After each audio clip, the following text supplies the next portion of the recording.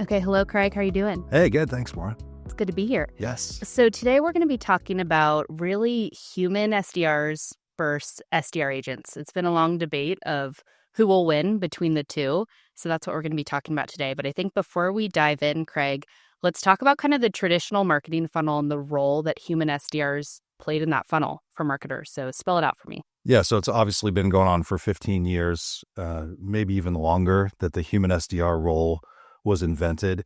And the inbound SDR, the marketing SDR, it originated, of course, because when everything went digital, all the clicks from all the email campaigns and all the Google ads and all the display ads and all the social media posts, they all clicked through to our website, and we captured demand and we put forms on our website and we generated leads. And then, of course, the question was like, well, who's going to work the leads? Should it be the marketing team or should it be the sales team?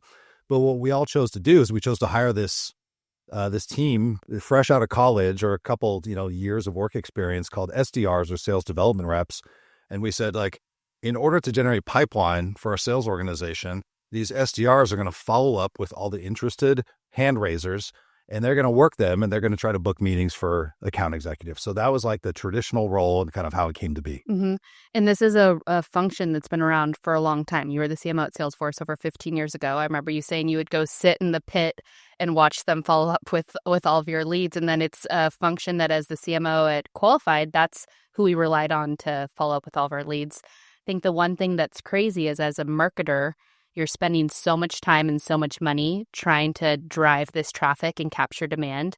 And then it's kind of a black box. Like you throw the leads over the fence and you're hoping that human SDRs are working them.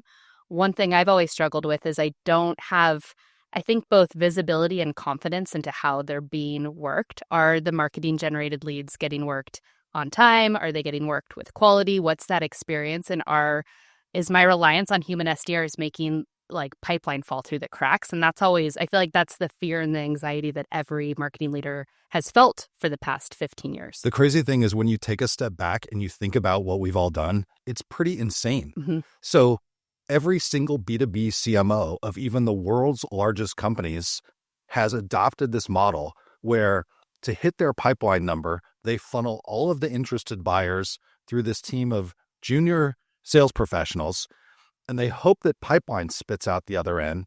And when it doesn't and they miss their number, they're like, I don't know really what happened because I sent all the leads into this black box. And I hope something was going on. Like you just mentioned, when I was CMO of Salesforce, 10, 15 years ago, I used to leave my floor and sometimes walk over to the other building where there was like a team of 50 SDRs. I would just do that to see if they were on the phone, if they were doing calls, if they even showed up to the office, if they were drinking coffee in the corner. I didn't even know. And I was just hoping that, man, I hope they're working like really hard and I hope they're good because otherwise I'm just going to miss my pipeline number, which I did one quarter. And it just made me think like, how crazy is this, that is the process that we've chosen to implement. And then every single B2B CMO has adopted the same process and we've just accepted it that that's what we all do. And we haven't really challenged it and we haven't really tried to make it better. And we've just adopted this and like, that's what we do. So what I want to do today is like, I want to talk honestly about this human SDR role. If you're a CMO and you're listening to this, or if you're in demand gen, or if you're in marketing ops, I'm sure this is going to be of interest and you're probably going to be nodding your head because let's talk about and expose like the realities of the human SDR role and how that role has just never really delivered on the promise. And it's almost like held you as a CMO, it's held you hostage because you own the pipeline number, but you don't really own this team or you don't own, like, you just can't make it better. So let's get into the details and talk about some of the challenges with the human SDR role and then bridge into how AI today is fundamentally changing that. Yeah, I think what you pointed out is it's the way it had to be for so long. And I think in this show, we'll talk about, like, let's call a spade a spade. It was not a perfect model. The first thing that I think is a huge flaw with the human SDR model, it's all about cost. Like, let's talk about how much does an SDR cost? Yeah, actually, let me lay out all kind of 5 of these major challenges, then let's drill into it. So number 1 is cost. Human SDR teams cost a ton of money. Number 2 is capacity. Humans can only work on one thing at a time. And so they can only do so much stuff in a 40-hour work week. Number 3 is speed. Speed, right? We can't work on a whole bunch of things at a time. So we can't be Johnny on the spot at all moments because that's kind of human nature, right? And so as a result, pipeline suffers. Number 4 is quality. These people are like 2 months out of college or like 2 years max out of college. How much can they possibly know about our companies, our products, our positioning? And the 5th one is tenure. The best SDRs get promoted in like 12 months, and some people leave the team. And so it's a challenge to constantly be recruiting and training a team of SDRs. And the whole goal of this, if any of these challenges, if there was just one of these, okay, maybe you could say like, my pipeline suffers a little bit. When you stack all these things together, you wonder how much pipeline is slipping through the cracks. How much more pipeline could my team be generating if I could replace this with a function that I could depend upon? So those are the 5, and let's take them kind of one by one. Okay, so let's start with costs. Let's talk about how much does a human SDR cost, kind of all in? Well, if you think about if you're going to hire somebody in North America, probably the cheapest SDR you can find in North America is like $60,000. Probably on average, companies are paying their SDRs $80,000. That's their OTE, so their base salary plus their bonus. And then if you stack payroll taxes and training and an office space and a desk and a laptop and benefits and perks and all these things, let's call it $100,000. Some SDRs make, $110,000, $120,000. Some make less, but let's round it to $100,000. Mm-hmm.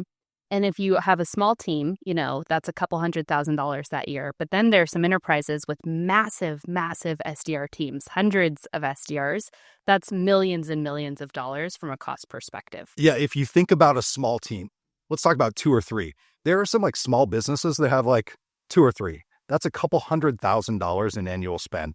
Imagine if you just had a couple extra $100,000 to spend on a marketing campaign or a podcast or an event sponsorship or so many other things as a CMO that you want to do. An average size team, I'd say in our industry, is about 10 people. And then as you move up, you get companies that are more sophisticated, like a Braze or a PitchBook with like 40-person teams. And then you get like enterprise companies, like I think the team at Workday is like 120 marketing SDRs. That's like $12 million in annual spend. So that alone, the cost of this team, you could be doing so much more with that money, but you're spending it on these people, right? Mm-hmm. And as a marketer, your mind begins to wander of what else could I be doing with all of those dollars that we're putting into humans? And as you look at the personnel and the program plan for the year and what percentage is going towards your SDRs, it's crazy. And so the first major problem we talked about is cost, right? Human SDRs are wildly expensive when you add them all up. And because you can only afford so many SDRs for your team, they only have limited capacity. So let's move to the next topic that you outlined, which is capacity challenges with human SDRs. Yeah, you try to dial in every team tries to dial in the right number of human SDRs because you don't have unlimited money. Like in a dream world, you'd hire 100 of them and you'd be able to follow up with every single thing in like near real time. But nobody's got an unlimited budget, and they're going to, even if they did, they choose to spend it on something else. And so you try to dial in what is the right number for me. Okay, so it's like on average, a human SDR can handle 250 they can work 250 inbound leads kind of with quality-ish per month. So you take like the number of leads that you get that you want to work divided by 250, and you sort of have the size of the team. But of course, that's like never perfectly right. And what you end up having to do is you end up having to say, for the size team that we've chosen to fund, how much can they actually do? And so you cherry pick like the best leads and the best accounts to actually work. And so you might say, I'm just going to follow up with the bottom of the funnel hand raisers that say they fit my ICP and they requested a demo, or they fit my ICP and they're literally saying, I want to contact sales. Or they might, be in a free trial and they might trip some rules, and then you want to follow up with them. And then you go a little bit further up the funnel and you start talking about things like event leads. Mm-hmm. Like, wow, are these people going to follow up my event leads? Well, as a CMO, I bet you wish they would, but it's kind of not their priority, right? It's not their priority. So they kind of like either don't do it or sort of like put it aside and get back to it later. And the worst case is, what if you have like burst capacity? You run a campaign or you make a launch or something, and boom, a whole bunch of leads show up. You literally don't have time to do it. So what suffers? Speed as a result, or you just don't get around to things. And so capacity is like a real problem when it comes time to operationalize an inbound motion. And as a marketer, you're putting all of this time and money into certain initiatives, and to feel like they're not getting worked is painful. I actually find event follow-up is one of the most painful because you put so much money into them. You do collateral, you make sure that you have sessions, you scan all these leads, and then you don't feel like anybody's following up. And a lot of our customers feel this same pain. I was talking with one of our customers, Greenhouse. She said 60% of the marketing leads that they capture every year never get touched by a human SDR because they're not that high intent lead that you talked about. They're not the ones who go to the top of the queue for them to work. But then what happens to all of those? And there's gold in there, but frankly, human SDRs, they don't have the capacity to nurture them and to work them as hard as they would with some high intent leads. So it's painful. And this is every single organization when it comes to event leads. Jason Lemkin, the CEO of SaaStr, actually did a post on SaaStr that says, guess what? Everybody's reporting that their team won't follow up with the leads from the SaaStr annual event. And I'm like, exactly. It's because those leads are not like bottom of the funnel. They don't have capacity to do everything. Even if you say like, okay, we're not talking about event leads. We're talking about bottom of the funnel leads. One of our other customers, NextGen Healthcare, which is like a 1,000-person company in Southern California, they were just like missing conversations on their website because they didn't have the capacity. And they totaled it up over the course of a year. And they said there were 1,400 inbound conversations with companies that met my ICP that we just missed because we didn't have the capacity, whether it was during the day or we weren't doubled up or nights or weekends. And you add it up and you're like, wow, 1,400 qualified buyers that I just chose not to talk to. Crazy. Mm-hmm. Okay, so we've talked about cost. It's expensive. It adds up. We've talked about capacity. Human SDRs are only working the really high intent leads. The next one is speed. Now, this has been a challenge for a long time. We wrote a book years ago called Speed to Lead, and we talked about the fact that 78% of buyers, they go with the vendor who chooses them first. You're 20 times more likely to get a deal if you respond within 5 minutes. But the fact of the matter is that's not happening. What does speed look like with human SDRs? And we weren't the first ones to write this book. No. By the way, I remember Yeah. there was a guy, the VP of SDRs at Salesforce in like 2009. He ran around. I think the speed to lead was painted on the wall, right? Everybody knows the faster you respond to somebody, the higher the likelihood you are to get a meeting and have that buyer end up in your pipeline. But why can't we do it? And the simple reason is this: human SDRs can only work on one thing at a time. Nobody can parallelize and work on 5 things at a time. And by the way, human SDR teams, they need to eat, they need to take breaks, they need to grab coffee, they need to commute, they need to sleep, they need to do all these things that humans do. We can only work on one thing at a time. Okay, so let me give you a couple examples. And these are real examples from like the best of the best companies in our industry. HighSpot, which is of course one of our customers, great company, they respond to inbound leads during business hours within 2 hours. And that's pretty incredible, actually. That's like top notch. That's like the best of the best are actually doing it in like 90 minutes to 2 hours. Another example is like Salesforce. For example, when we wanted to buy something from Salesforce, we put in a request on their website at 2:30 in the afternoon. And I guess somebody was like busy for the day or they went home or who knows what they were doing. But the person who that got routed to responded at 8 a.m. the next morning. Like they were like right on time, first thing next morning. But guess what? 2:30 in the afternoon to 8 in the morning. Like how many hours later is that? And then another example, Workday. Some companies have like, multiple products. And so this product line gets routed to this team, which might be in a certain geography. And that more like complex routing and those like more complex rules results in a request that would go in on a Friday afternoon would get responded to on Tuesday. And most people go, oh, well, that's only like 16 business hours. But no. There was a whole Friday night, a whole Saturday, a whole Sunday, a whole Monday, and then Tuesday morning. Well, guess what the buyer's doing on Tuesday morning? Something else, right? And look at your calendar. What are you going to be doing on Tuesday morning at 10 a.m.? You're going to be doing something else. That's what we're all going to be doing, something else. And so speed really matters, but it just doesn't work in the human SDR model. It just doesn't work. And I think something you touched on, which is like, yes, that hurts the business, but it's also a terrible, terrible experience for the buyer. Like to take days to hear back from somebody, you're on to something else. It's not worth your time. Okay, so we talked cost, capacity, speed. Let's talk quality because you talked about this at the beginning, but as marketers, we do all of these things to make sure our messaging is perfect and we have everything documented and that they understand the campaigns. But then when they do get to those buyers, when they are speedy and they interact with them, they get hit with some pretty complex questions. A lot of buyers come in, they want to understand integrations. They want to understand how your pricing works. They want to understand product capabilities. And a lot of times human SDRs are caught flat-footed and they fumble over answers. Like, let's talk about the quality problem with human SDRs, which breaks your heart as a marketer because you're like, no, we finally got you this buyer and you're totally like dropping the ball. So let's talk about it. This was my biggest fear as a CMO is what are they going to say? Yes. Okay. It's like once you finally connect with them. Do you know how much money we spend as marketing organizations to get these buyers to the front door? Mm-hmm. I mean, everybody's got their number, whether it's $150 cost per lead or $300 cost per lead or $1,500 cost per lead. And finally, boom, the conversation is happening. And you're like, oh my gosh, what are they going to say? And the buyer expects they're going to be talking to a knowledgeable account executive, Mm-hmm. right? That's the expectation of the buyer. Mm-hmm. But we basically have people that are like a year out of college, 3 months of training, and we set them loose and we're like, go get them. And guess what? They don't know our products. How could they?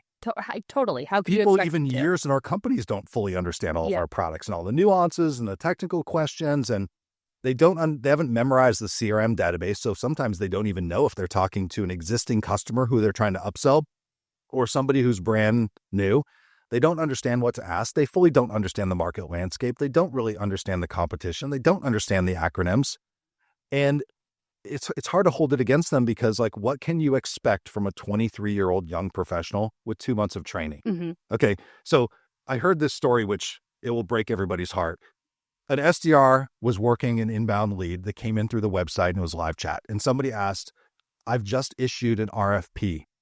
And the SDR said, I think you're looking for support, and pass them off to tech support. It's those kind of situations where you're like, whoa, like, could there be a more qualified buyer who literally is giving you inbound. the buying signals, who's coming inbound with the acronym RFP? But hey, if you don't know what an RFP is, you're like, I think you're looking for tech support.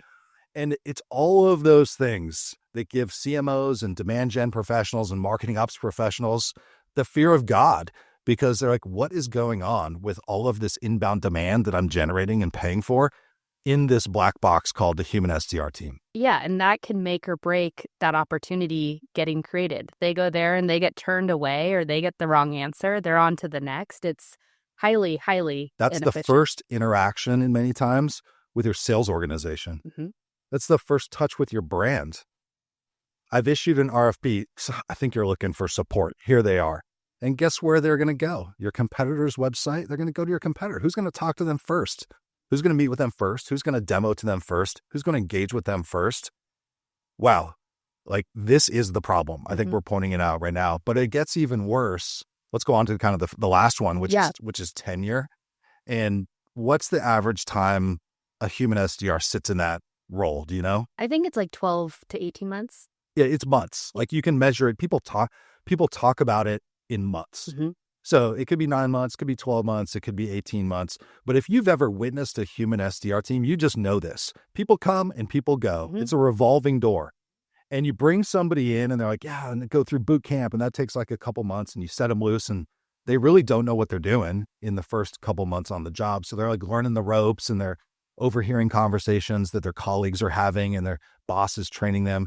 Okay, so now you're like 7-8 months in.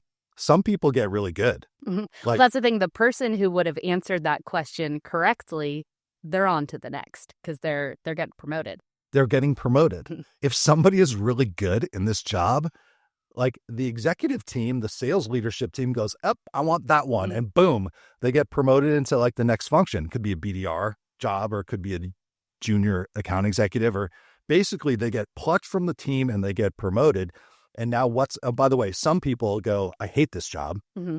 They don't like it at all. Hard work. It's like sales and marketing. And some people go, I tried it. I didn't like it. I liked it. I'm going to go try this other job.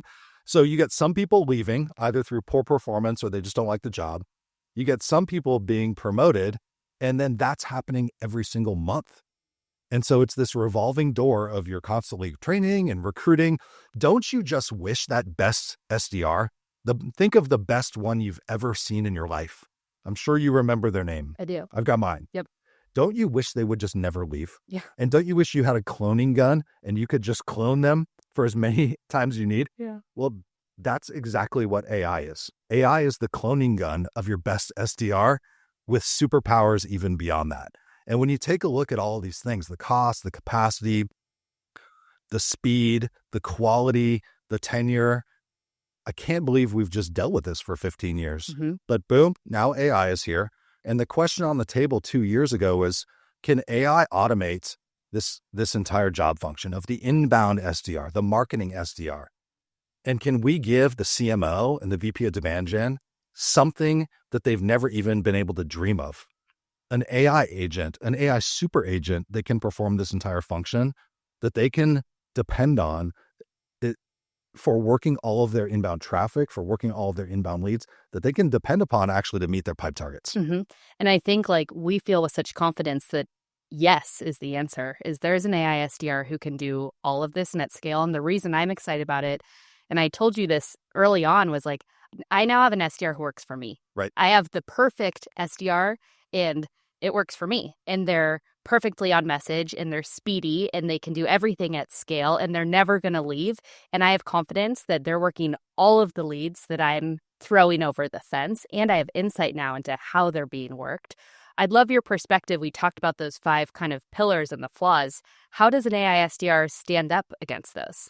At the beginning of 2024, so here we are squarely in 2025, Yep, right? we're If you rewind the clock 18 months ago, everybody was skeptical. Everybody, including us, Mhm. even, right? And so you got the people who are at the leading edge of innovation as far as this technology is concerned, still skeptical. And obviously you have the whole industry that's skeptical.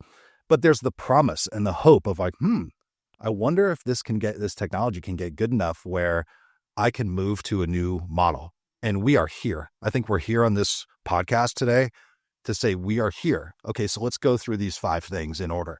Number 1 is cost. Okay, now you can hire an AI for far cheaper than it would take you to replace your entire human SDR team. If you're talking about a company like Workday with $12 million in marketing SDR spend, obviously no AI SDR costs $12 million. So no matter where you're at on that spectrum, you're going to save money by moving to a model with AI SDR agents. Number 2, this is maybe one of my favorite, is capacity. Mm-hmm. Unlimited capacity. Unlimited capacity. An AI SDR agent can work every single lead at the same time. It doesn't matter if they're bottom of the funnel or they're one of those event leads that your humans just wouldn't follow up on. An AI SDR can do it all. An AI SDR knows exactly what to do, when to do it, how to do it. She's memorized all of the data.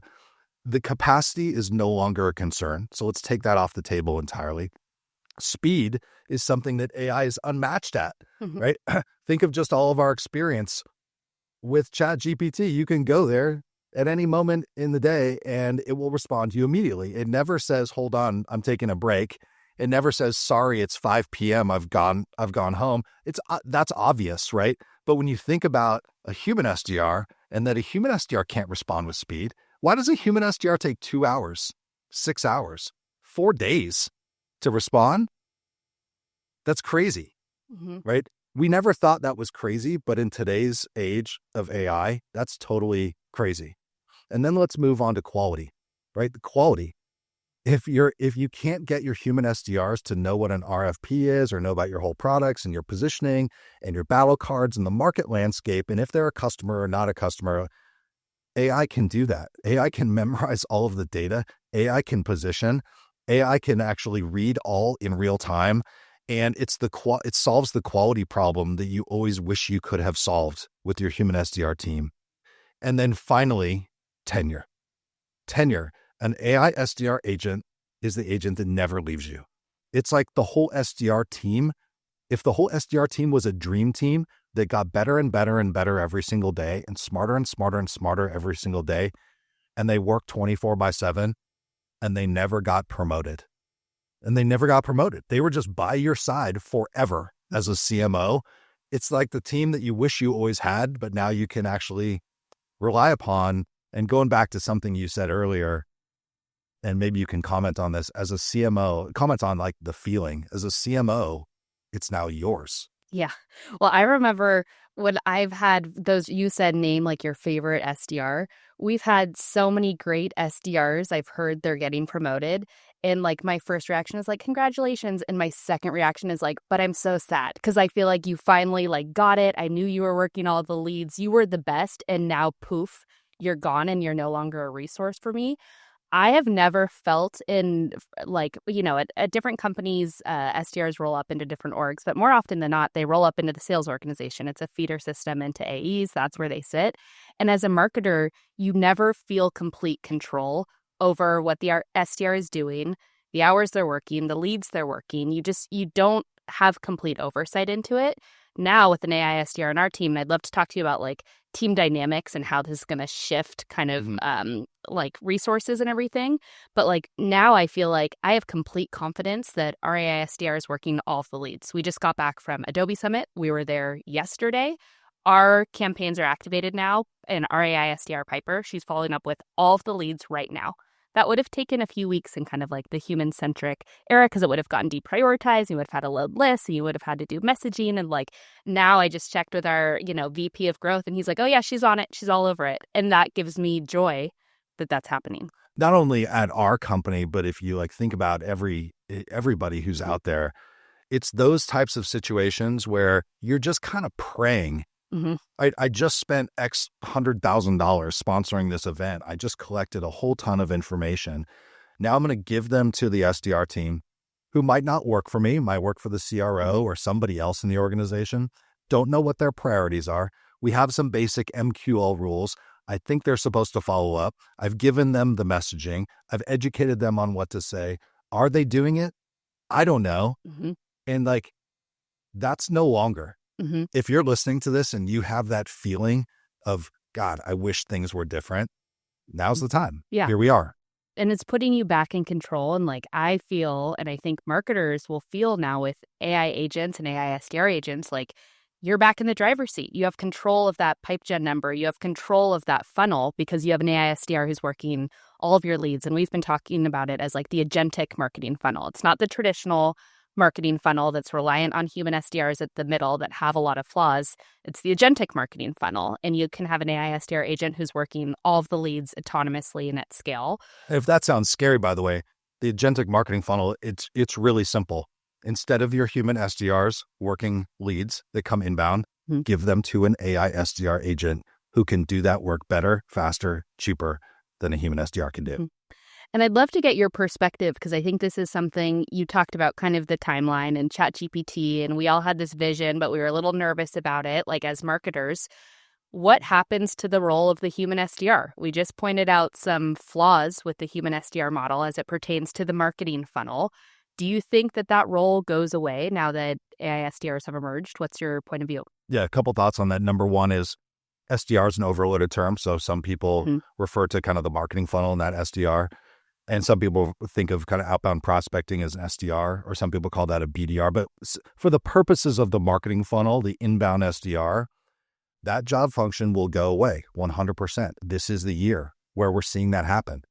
In our customer base, we're seeing companies that used to have a huge team of human SDRs who now have zero. That has already happened in 2025. And it's not just one company. And in many cases, the size of that team is just being reduced because people move on. And what do? You just choose not to backfill them, and you give more work to the AI SDR agent who's clearly now capable of doing it. And what you end up with over time is you're going to decide at your company who's going to manage the AI SDR agent. So, for example, here at Qualified, we took one of our best SDRs and said, you've been promoted. You know what your job now is? You've been promoted to AI marketing strategist, and Piper works for you. And boom, that's pretty awesome. So the person who leaned in the most and understood the technology the most got promoted to actually manage the AI agent. And we've done this across our company in a number of areas. But yes, the team of human SDRs, it's going to shrink without a doubt, because why would any company spend $200,000, $800,000, $1 million, $12 million on a team of marketing SDRs when they don't have to? And so let me tell you what's going to happen. That job function is going to dissolve. and it's going to happen starting in 2025, and it's going to carry forward into a couple years.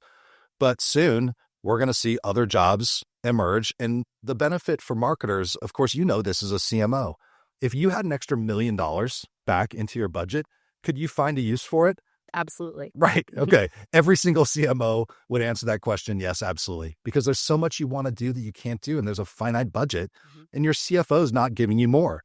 And so you're going to choose to pivot that money to something where you can generate more value for the organization, more brand awareness, more pipeline, right? That's what everybody would do. Well, I think that's an important point, that it's redeployment of calories, because you can point those SDRs towards other higher value things or put them on prospecting or outbounding, for example, or promote them to AEs and not backfill them. But it's also redeployment of funds. Like, what else could you do with those dollars as a marketer? And then it's full circle, because the AI SDR is there to work all of that traffic, to work all of those leads. So it's like a win-win for the marketing organization. Yeah, technology has a history of disrupting jobs and changing the landscape and inventing new jobs. That's no secret. I don't know if you know this, Maura, but my first job out of college I was an order entry specialist at Oracle, and I took orders off of a fax machine. Not sure if you even know what a fax machine is. I do. And I punched them into the mainframe.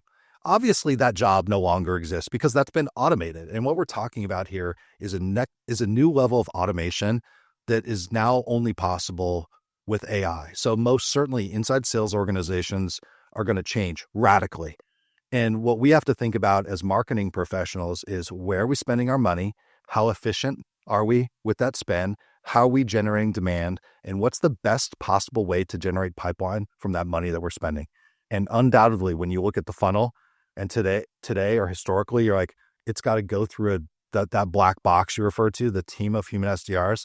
And now you have a new technology that can automate that at scale with quality, that learns over time and gets better and better. Why would you not do that? We've talked about all these roles that used to exist that don't anymore. We've talked about the lamplighter that used to exist and doesn't anymore. I think we'll look back on this time and say, isn't that crazy that we ever relied on a limited capacity of humans to work our marketing generated leads? It's like, why would we do that now that we have all this AI technology? Any final thoughts, Craig, before we wrap? This is a year where there's going to be so much change. 2023, I think we were all wondering, what's actually going to go on? Co-pilots. We're all talking about co-pilots, assistants. 2024, people started talking about autopilots. 2025, all of a sudden, agents are on the scene, and companies are embracing these agents. It's not like last year where people were like, what? I'm an autopilot, a co-pilot? I'm a little confused. All of a sudden it's here. AI agents are here, and we're bringing them into our sales organization. We're bringing them into our marketing organization. We're bringing them into our engineering organization. We're bringing them into our legal organization. We've been bringing them into our recruiting organization and HR organization. It's happening. So here we are. And the question is, like, are you going to be at the forefront of this, or are you going to get left behind? Great. Well, thanks, Craig. All right. Thanks, Maura.